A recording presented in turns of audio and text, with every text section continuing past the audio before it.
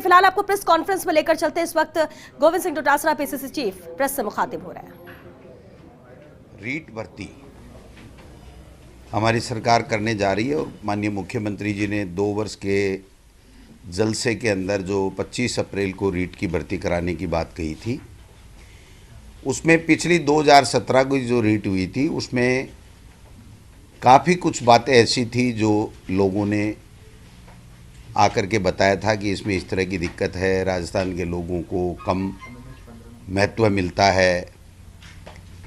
कई डिमांड्स थी जो रीट परीक्षा देने वालों की, उसको देखा गया। कई जो वीकर सेक्शन हैं उन्होंने ये कहा था कि साहब इसमें हमारे दिक्कत आती है। तो इन सब चीज़ों को समाहित करते हुए हमारे प्रमुख शासन सचिव महोदया ने और सभी अधिकारियों ने काफ़ी मेहनत की और माननीय मुख्यमंत्री जी तक काफ़ी दफ़ा चर्चा हुई। उसके बाद में आज हम लोग माध्यमिक शिक्षा बोर्ड को जो नोडल एजेंसी है रीट भर्ती कराने की, उसको जो विज्ञप्ति भिजवा रहे हैं, उसमें जो प्रमुख संशोधन पिछली रीट के बजाय किए हैं वो मैं आपसे शेयर करना चाहता हूं पीसी के माध्यम से। 2017 में जो रीट कराई थी पिछली सरकार ने, उसमें सबके लिए रीट की न्यूनतम अंक 60% था, केवल SC ST के लिए 36% था।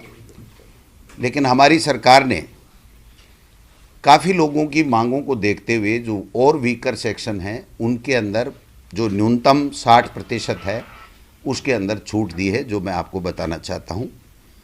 अनुसूचित जाति जनजाति में जो नॉन TSP है उसमें पहले 60% थी, अब उसको 55 किया गया है।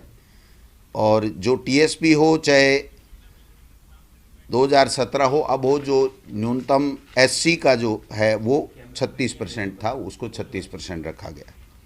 दूसरा, अनुसूचित जाति, पिछड़ा वर्ग, अति पिछड़ा वर्ग, MBC, EWS, इन सभी श्रेणियों में पिछली 2017 की रीट में 60% था, जिसको 5% की रियायत देकर के 55% किया गया है।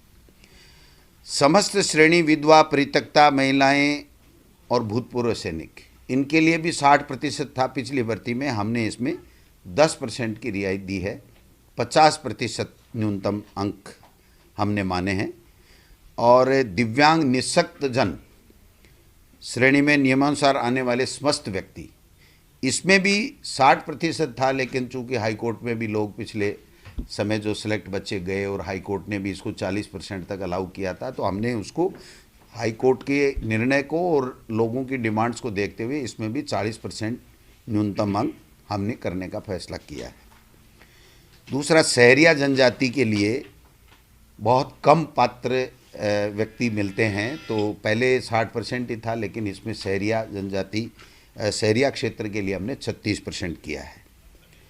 दूसरा जो एक मुद्दा रहता था कि जो 50% अंक न्यूनतम जो स्नातक है, तो वो स्नातकोत्तर या स्नातक में BEd करने वाले जो बच्चे हैं उनको भी हम लोग अलाउ कर से हैं। NCT की जो 13 नवंबर 2019 की जो गाइडलाइन थी उसकी पालना करते हुए हमने पहले अगर स्नातक में 50 नहीं है, स्नातकोत्तर में कितने भी हैं, तो वो नहीं BEd ये रीट दे पाता था, अब उसमें कर दिया गया। दोनों में से किसी भी में भी अगर वो 50% है तो वो भाग ले सकता है रीट के अंदर। दूसरा जो न्यूनतम अंकों का था, बाकी अन्य कैटेगरी के लिए जो 12वीं में या जो BA में, उनमें जो छूट थी वो EWS और ये जो हमारा दूसरी दोनों MBC है उसमें भी उसको शामिल करते हुए पहले की तरह बराबर इन दोनों कैटेगरी को भी हमने शामिल कर लिया है। वाणिज्य जो विषय था उसकी काफ़ी समय से मांग उठ रही थी और उसको शामिल पहले नहीं किया जा रहा था, अब हमने इसको सोशल स्टडी L2, जो L2 का होगा हमारा BEd किया हुआ व्यक्ति, तो वो उसमें सोशल स्टडी के अंदर हम उसको BEd वाले को भी पात्र मान रहे हैं। एक रीट के साथ हमें सिलेक्शन का जो क्राइटेरिया था, जो पहले रूल थे उसमें 30% एकेडमिक के थे और 70% रीट के थे। तो हालांकि ये रीट का पार्ट नहीं है, लेकिन बताना ज़रूरी है, क्योंकि जो बच्चा रीट दे रहा है उसको ध्यान में रहना चाहिए कि मेरा सिलेक्शन का क्या क्राइटेरिया है।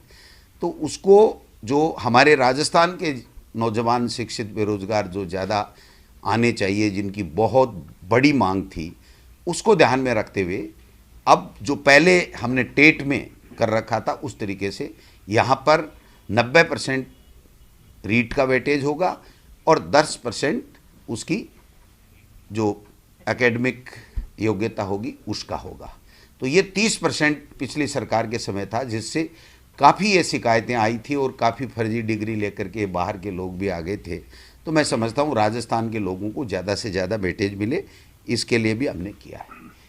एक जो राजस्थान के बेरोजगार बच्चों को ज़्यादा से ज़्यादा मौका मिले, इसलिए 2011 में पहले जो सिलेबस बना था, तो इसमें जो एनसीटी की गाइडलाइन है उसमें है कि प्रचलित पाठ्यक्रम के हिसाब से आपको सिलेबस देना है। तो हमने दोबारा से सिलेबस तैयार करवाया माध्यमिक शिक्षा बोर्ड की टीम से, और उस सिलेबस में हमने राजस्थान को, जहाँ जहाँ हमारी पुस्तकों में राजस्थान है, वहाँ पर राजस्थान को सबसे ज़्यादा, राजस्थान की भौगोलिक परिस्थिति, संस्कृति आदि चीज़ों को हमने, भूगोल, इतिहास, कला, संस्कृति, सबको वेटेज देते हुए सिलेबस का निर्माण किया है। और जो सिलेबस है वो भी हम रीट के साथ या 1-2 दिन में जो भी माध्यमिक शिक्षा बोर्ड उचित समझेगा तो उसमें वेबसाइट में साथ में लगा देगा, जिससे वो बच्चे अपना अध्ययन कर सकते हैं। बाकी जो मोटा मोटी चीज़ है, एक बात कन्फ्यूजन चल रहा था कि बीएड वालों को L1 और L2 दोनों में लिया जाएगा, नहीं लिया जाए। तो एनसीटी की गाइडलाइन का हमने अच्छे तरीके से अध्ययन किया है, उसमें राज्य सरकार के ऊपर छोड़ा गया है। और एक शर्त ये भी है कि अगर कोई बीएड किया हुआ व्यक्ति L1 देता है तो उसको 2 साल के अंदर अंदर ब्रिज कोर्स करना पड़ेगा, 6 महीने का, और वो ब्रिज कोर्स उस संस्था से करेगा जो एनसीटी के द्वारा मान्यता प्राप्त संस्था होगी। तो ऐसी संस्था राजस्थान में आज की तारीख में नहीं है।